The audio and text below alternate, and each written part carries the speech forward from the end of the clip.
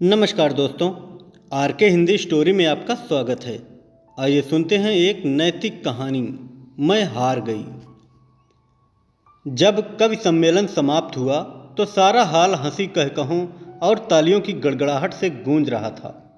शायद मैं ही एक ऐसी थी जिसका रोम रोम क्रोध से जल रहा था।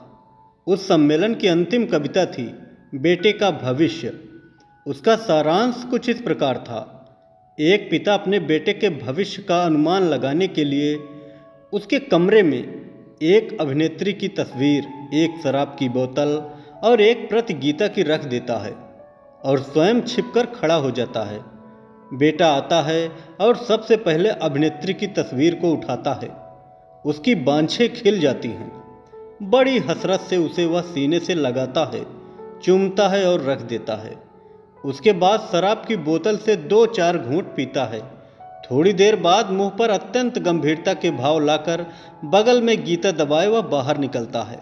बाप बेटे की यह करतूत देखकर उसके भविष्य की घोषणा करता है, यह साला तो आजकल का नेता बनेगा। कवि महोदय ने यह पंक्ति पढ़ी ही थी कि हाल के एक कोने से दूसरे कोने तक हंसी की लहर दौड़ गई। पर नेता की ऐसी फजीहत देखकर मेरे तो तन बदन में आग लग गई। साथ आए हुए मित्र ने व्यंग करते हुए कहा, क्यों, तुम्हें तो वह कविता बिल्कुल पसंद नहीं आई होगी। तुम्हारे पापा भी तो एक बड़े नेता हैं। मैंने गुस्से में जवाब दिया, पसंद? मैंने आज तक इससे भद्दी और भौड़ी कविता न सुनी। अपने मित्र की व्यंग की तिक्तता को मैं खूब अच्छी तरह पहचानती थी। उनका क्रोध बहुत कुछ चिलम न मिलने वाले के आक्रोश के समान ही था। उनके पिता चुनाव में मेरे पिताजी के प्रतिद्वंदी के रूप में खड़े हुए थे और हार गए थे। उस तमाचे को वह अभी तक नहीं भूले थे। आज यह कविता सुनकर उन्हें दिल की जलन निकालने का अवसर मिला। उन्हें लग रहा था मानो उनके पिता का हारना भी आज सार्थक हो गया। पर मेरे मन में उस समय कुछ और चक्कर चल रहा था। मैं जली भुनी जो गाड़ी में बैठी तो सच मानिए सारे रास्ते यही सोचती रही कि किस प्रकार इन कवि महाशय को करारा सा जवाब दूं। मेरे पापा जी के राज में ही नेता की कुछ ऐसी छीछा लेदर भी कोई चुपचाप सह लेने की बात थी भला? चाहती तो यही थी कि कविता में ही उनको जवाब दूं, पर इस ओर कभी कदम नहीं उठाया था। सो निश्चय किया कि कविता नहीं तो कहानी से ही सही। अपनी कहानी में मैंने एक ऐसे सर्वगुण संपन्न नेता का निर्माण करने की योजना बनाई जिसे पढ़कर कवि महाशय को अपनी हार माननी ही पड़े।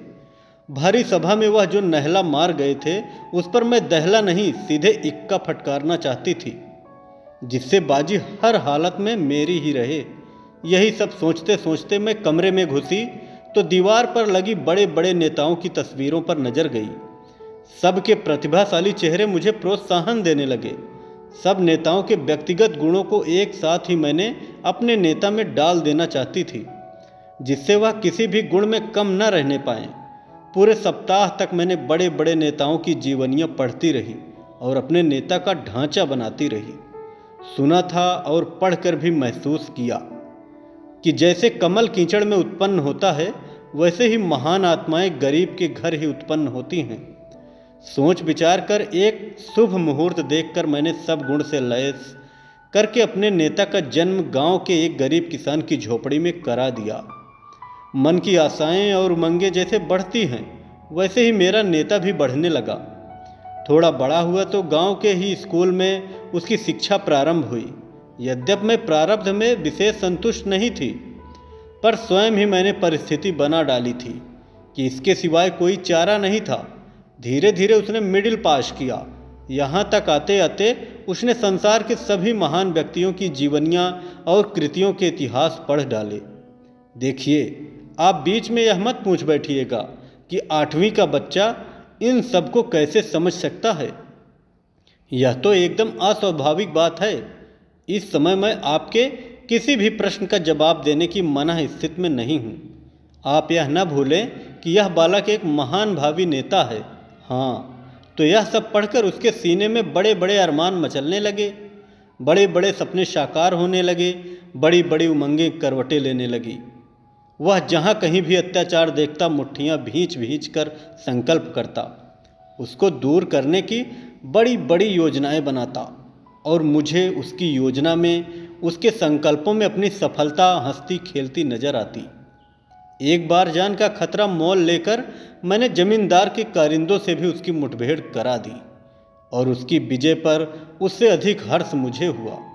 तभी अचानक एक घटना घट गई। उसके पिता की अचानक मृत्यु हो गई। दवा इलाज के लिए घर में पैसा नहीं था, सो उसके पिता ने तड़प तड़प कर जान दे दी और वह बेचारा कुछ भी न कर सका। पिता की इस बेबसी की मृत्यु का भारी सदमा उसको लगा। उसकी बूढ़ी माँ ने रोते रोते प्राण तो नहीं पर आंखों की रोशनी गंवा दी। घर में उसकी एक विधवा बुआ थी, एक छोटी क्षयग्रस्त बहन और थी। सबके भरण पोषण का भार उस पर आ पड़ा। आय का कोई साधन था नहीं। थोड़ी बहुत जमीन जो थी उसे जमींदार ने लगान बकाया निकालकर हथिया लिया। उसके पिता की विनम्रता का लिहाज करके अभी तक वह चुप बैठा था। अब क्यों मानता? उसके क्रांतिकारी बेटे से वह परिचित था, सो अवसर मिलते ही बदला ले लिया। अब मेरे भावी नेता के सामने भारी समस्या थी। वह सलाह लेने के लिए मेरे पास आया। मैंने कहा, अब समय आ गया है, तुम घर बार और रोटी की चिंता छोड़कर देश सेवा के कार्य में लग जाओ। तुम्हें देश का नव निर्माण करना है। शोषितों की आवाज़ को बुलंद करके देश में वर्गहीन समाज की स्थापना करनी है। तुम सब कुछ बड़ी सफलतापूर्वक कर सकोगे, क्योंकि मैंने तुम में सब आवश्यक गुण भर दिए हैं। उसने बहुत ही बुझे हुए स्वर में कहा, यह तो सब ठीक है, पर मेरी अंधी माँ और बीमार बहन का क्या होगा? मुझे देश प्यारा है, पर ये लोग भी कम प्यारे नहीं। मैं झल्ला उठी। तुम नेता होने जा रहे हो या कोई मजाक है? जानते नहीं, नेता लोग कभी अपने परिवार के बारे में नहीं सोचते, वे देश के संपूर्ण राष्ट्र के बारे में सोचते हैं। तुम्हें मेरे आदेश के अनुसार चलना होगा। जानते हो मैं तुम्हारी सृष्टा हूँ, तुम्हारी विधाता। उसने सब कुछ अनसुना करके कहा, यह सब तो ठीक है, पर मैं अपनी अंधी बूढ़ी माँ की दर्द भरी आहों की उपेक्षा किसी भी मूल्य पर नहीं कर सकता। तुम मुझे कहीं नौकरी क्यों नहीं दिला देती? गुजारे का साधन हो जाने से मैं बाकी सारा समय सहर्ष देश सेवा में लगा दूंगा। तुम्हारे सपने सच्चे कर दूंगा, पर पहले मेरे पेट का कुछ प्रबंध कर दो। मैंने सोचा क्यों न अपने पिताजी के विभाग में इसे कहीं कोई नौकरी दिलवा दूं, पर पिताजी की उदार नीति के कारण कोई जगह खाली भी तो रहने पाए। देखा तो सब जगह भरी हुई थी। कहीं मेरे चचेरे भाई विराजमान थे तो कहीं फुफेरे। मतलब यह है कि मैं उसके लिए कोई प्रबंध न कर सकी। उसका मुंह तो चीर दिया, पर उसे भरने का प्रबंध न कर सकी। हार कर उसने मजदूरी करना शुरू कर दिया। जमींदार की नई हवेली बन रही थी, वह उसी में ईंट ढोने का काम करने लगा। जैसे जैसे वह सिर पर ईंट उठाता, उसके अरमान नीचे को धंसते जाते। मैंने लाख उसे यह काम न करने के लिए कहा, पर वह अपनी माँ बहन को आड़ लेकर मुझे निरुत्तर कर देता। मुझे उस कम क्रोध नहीं था, फिर भी मुझे भरोसा था, क्योंकि बड़ी बड़ी प्रतिभाओं और गुणों को मैंने उसकी घुट्टी में पिला दिया था। हर परिस्थिति में वो अपना रंग दिखलाएंगे, यह सोचकर ही मैंने उसे उसके भाग्य पर छोड़ दिया और तटस्थ दर्शक की भांति उसकी प्रत्येक गतिविधि का निरीक्षण करने लगी। उसकी बीमार बहन की हालत बेहद खराब हो गई। वह उसे बहुत प्यार करता था। उसने एक दिन काम से छुट्टी ली और शहर गया, उसके इलाज के प्रबंध की तलाश में। घूम फिरकर एक बात उसकी समझ में आई कि काफ़ी रुपया हो तो उसकी बहन बच सकती है। रास्ते भर उसकी रुग्ण बहन के करुण चीत्कार उसके हृदय को वेंधते रहे। बार बार जैसे उसकी बहन चिल्ला चिल्ला कर कह रही थी, भैया मुझे बचा लो, कहीं से भी रुपए का प्रबंध करके मुझे बचा लो भैया, मैं मरना नहीं चाहती। और उसके सामने उसके बाप की मृत्यु का दृश्य घूम गया। गुस्से में उसकी नसें तन गई। वह गांव आया और वहाँ के जितने भी संपन्न लोग थे सबसे कर्ज मांगा, मिन्नतें की, हाथ जोड़े, पर निराशा के अतिरिक्त उसे कुछ नहीं मिला। इस नाकामयाबी पर उसका विद्रोही मन जैसे भड़क उठा। वह दिन भर बिना बताए जाने क्या क्या संकल्प करता रहा और आधी रात के करीब दिल में निहायत ही नापाक इरादा लेकर उठा। मैं कांप गई। वह चोरी करने जा रहा था। मेरे बनाए नेता का ऐसा पतन, वह चोरी करे, छे! और इसके पहले की चोरी जैसा जघन्य कार्य करके वह अपनी नैतिकता का हनन करता, मैंने उसका ही खात्मा कर दिया, अपनी लिखी हुई कहानी के पन्नों के टुकड़े टुकड़े कर दिए। उसकी तबाही के साथ एक महान नेता के निर्माण करने का मेरा हौसला भी मुझे तबाह होता नजर आया। लेकिन इतनी आसानी से मैं हिम्मत हारने वाली ना थी। बड़े धैर्य के साथ मैं अपनी कहानी का विश्लेषण करने बैठी कि आखिर क्यों सब गुणों से लैस होकर भी मेरा नेता नेता न रहकर चोर बन गया। और खोजबीन करते करते मैं अपनी असफलता की जड़ तक पहुंच ही गई। गरीबी के कारण ही उसके सारे गुण दुर्गुण बन गए और मेरी मनोकामना अधूरी ही रह गई। जब सही कारण सूझ गया तो उसका निराकरण क्या कठिन था। एक बार फिर मैंने कलम पकड़ी और नेता बदले हुए रूप और बदली हुई परिस्थितियों में फिर एक बार संसार में आ गया। इस बार उसने शहर के करोड़पति सेठ के यहाँ जन्म लिया, जहाँ न उसके सामने पेट भरने का सवाल था, न बीमार बहन के इलाज की समस्या। असीम लाड प्यार और धन वैभव के बीच वह पलने लगा। बढ़िया से बढ़िया स्कूल में उसे शिक्षा दी गई। उसकी अलौकिक प्रतिभा देखकर सब चकित रह जाते थे। वह अत्याचार होते देखकर तिलमिला जाता, जोशीले भाषण देता, गांवों में जाकर वह बच्चों को पढ़ाता। गरीबों के प्रति उसका दिल दया से लबालब भरा रहता। अमीर होकर भी वह सादगी से जीवन बिताता। सारांश यह कि महान नेता के सभी शुभ लक्षण उसमें नजर आए। कदम कदम पर वह मेरी सलाह लेता और मैंने भी उसके भावी जीवन का नक्शा उसके दिमाग में पूरी तरह उतार दिया था, जिससे वह कभी भी पथ भ्रष्ट ना होने पाए। मैट्रिक पास करके वह कॉलेज गया, जिस कॉलेज में एक समय में केवल राजाओं के पुत्र ही पढ़ा करते थे और आज भी जहां राइसी का वातावरण था, उसी कॉलेज में उसके पिता ने उसे भर्ती कराया। लेकिन मेरी सारी सावधानी के बावजूद उन रईसजादों की सोहबत अपना रंग दिखाए बिना न रही। वह अब जरा आराम तलब हो गया। मेरे सलाह मशविरों की अब उसे उतनी चिंता न रही। घंटों अब वह काफ़ी हाउस में रहने लगा। एक दिन तो मैंने उसे हाउजी खेलते देखा। मेरा दिल धक से कर गया। जुआ? हाय राम, यह क्या हो गया। मैं संभल कर कुर्सी पर बैठ गई और कलम को कस कर पकड़ लिया। कलम को जोर से पकड़कर ही मुझे लगा मानो मैंने उसकी नकेल को कसकर पकड़ लिया हो, पर उससे तो जैसे अब पर निकल आए थे। जुआ ही उसका नैतिक पतन की अंतिम सीमा ना रही। कुछ दिनों बाद ही मैंने उसे शराब पीते भी देखा। मेरा क्रोध सीमा से बाहर जा चुका था। मैंने उसे अपने पास बुलाया। अपने क्रोध पर जैसे तैसे काबू रखते हुए मैंने उससे पूछा, जानते हो मैंने तुम्हें किस लिए बनाया है? वह भी मानो मेरा सामना करने के लिए पूरी तरह तैयार आया था।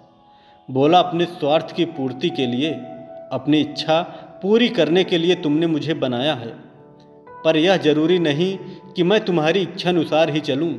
मेरा अपना अस्तित्व भी है, मेरे अपने विचार भी हैं। मैं चिल्ला उठी, जानते हो तुम किससे बात कर रहे हो? मैं तुम्हारी सृष्टा हूँ, तुम्हारी निर्माता। मेरी इच्छा से बाहर तुम्हारा कोई स्वतंत्र अस्तित्व नहीं। वह हंस पड़ा। अरे, तुमने तो मुझे अपनी कलम से पैदा किया है। मेरे इन दोस्तों को देखो, इनकी अम्माओं ने तो इन्हें अपने जिस्म से पैदा किया है, फिर भी वे इनके निजी जीवन में इतना हस्तक्षेप नहीं करती जितना तुम करती हो। तुमने तो मेरी नाक में दम कर रखा है। ऐसा मत करो, वैसा मत करो, मानो मैं आदमी नहीं काठ का उल्लू हूँ। सो बाबा, ऐसी नेतागिरी मुझसे निभाए न निभेगी। या उम्र दुनिया की रंगीनी और घर की अमीरी बिना लुत्फ उठाए यूं ही जवानी क्यों बर्बाद की जाए? यह करके क्या नेता नहीं बना जा सकता?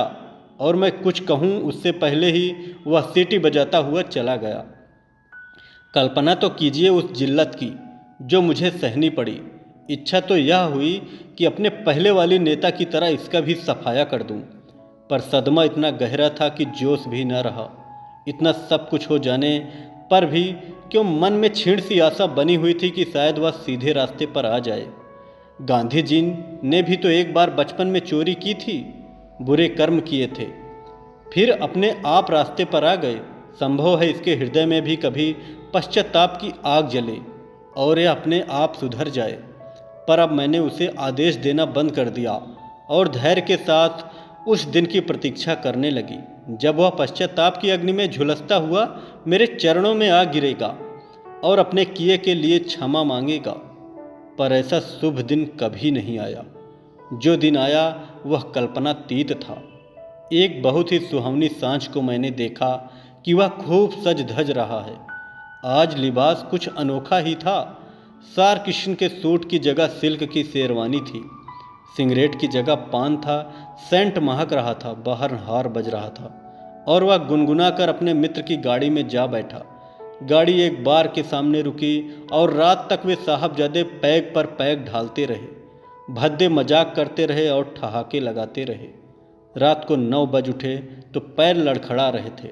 जैसे तैसे गाड़ी में बैठे और ड्राइवर से जिस गंदी जगह चलने को कहा उसका नाम लिखते भी मुझे लज्जा लगती है। अपने को बहुत रोकना चाहती थी, फिर भी वह घोर पाप में सहन न कर सकी और तय कर लिया कि आज जैसे भी होगा मैं फैसला कर ही डालूंगी। मैं गुस्से से कांपती हुई उसके पास पहुंची। इस समय उससे बात करने में भी मुझे घृणा हो रही थी। क्रोध से मेरा रोम रोम जल रहा था।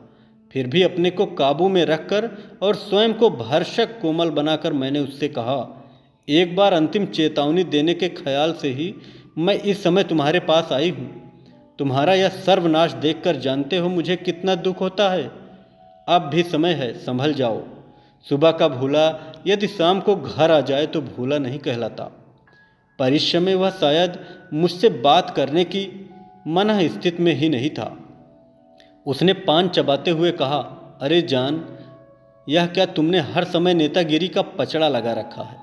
कहाँ तुम्हारी नेतागिरी और कहाँ छमिया का छमाका? देख लो तो बस सरूर आ जाए। मैंने कान बंद कर लिए।